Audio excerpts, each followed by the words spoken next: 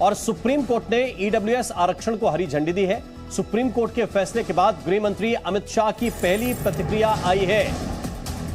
जी news से बोले हैं अमित शाह, समय के साथ नियम और कानून भी बदलने चाहिए, यह अमित शाह ने कहा है। समाज में बहुत से लोग सोचते थे कि मेरे पास कोई व्यवस्था नहीं है। समाज में बहुत से लोग सोचते थे कि मेरे पास किसी तरह की सुविधा नहीं है। समाज के कई लोगों के मन में यह बात थी कि मैं भी आर्थिक रूप से पिछड़ा हूं, तो मोदी सरकार ने गैर आरक्षित जातियों के लिए 10% आरक्षण की शुरुआत की।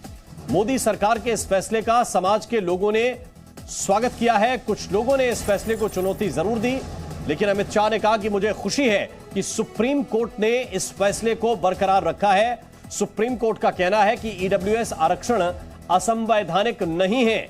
ईडब्ल्यूएस आरक्षण को पूर्ण संवैधानिक तरीके से लागू किया गया है। सुप्रीम कोर्ट की मोहर लगी है और इस पर अमित शाह ने जी न्यूज के साथ खास बातचीत करते हुए अपनी पहली प्रतिक्रिया दी है और उन्होंने बहुत स्पष्टता के साथ कहा है कि मोदी सरकार ने जो फैसला लिया उसका स्वागत हुआ है। कुछ लोगों ने इसे चुनौती दी थी, लेकिन सुप्रीम कोर्ट ने कह दिया कि यह मामला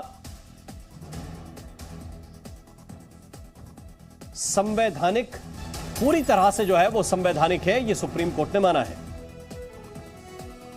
और दीक्षित सोनी, जिन्होंने अमित शाह से डिटेल बातचीत की है, विस्तार में बातचीत की है, उनके पास हम चलते हैं बात करने के लिए। दीक्षित, आपने क्या सवाल किया था? गृह मंत्री ने बहुत स्पष्टता के साथ कहा है कि ये उन लोगों के लिए है जो गैर आरक्षित लोग हैं, 10% आरक्षण, और इसका स्वागत हुआ है, होना भी चाहिए।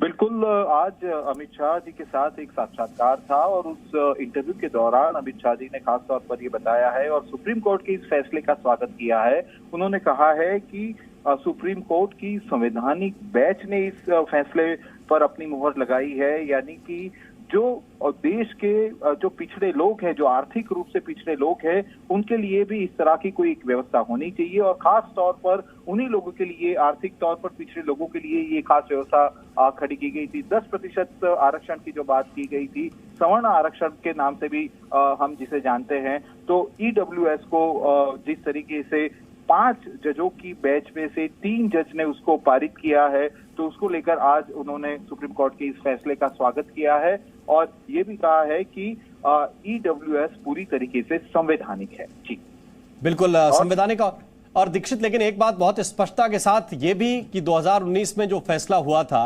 उसके पीछे भी ये कहीं ना कहीं कोशिश थी, जिसको सुप्रीम कोर्ट ने आज कहा है कि असमानता नहीं होनी चाहिए, और जहां नजर आए उसमें सरकार की यह जिम्मेदारी है कि वो असमानता की खाई को पाटे। बिल्कुल, और समय के साथ कानून भी बदलना चाहिए, ये भी खास तौर पर उन्होंने कहा है कि जो कानून व्यवस्था है या तो जो कानून है कुछ मामलों के, वो समय के साथ बदलते रहने चाहिए और खास तौर पर जिस तरीके से आरक्षण को लेकर जो कानून बने हुए हैं उसमें संशोधन करके ये 10% आर्थिक रूप से पिछड़े लोग हैं उनके लिए ये ईडब्ल्यूएस की घोषणा की थी। आपको याद होगा कि गुजरात में जिस तरीके से पाटीदार अनामत आंदोलन, पाटीदार आरक्षण आंदोलन चला था, उसके बाद कहीं ना कहीं ये फैसला लिया गया है। बहुत बहुत शुक्रिया, बहुत बहुत धन्यवाद दीक्षित सोनी आपका इस पूरे अपडेट के लिए।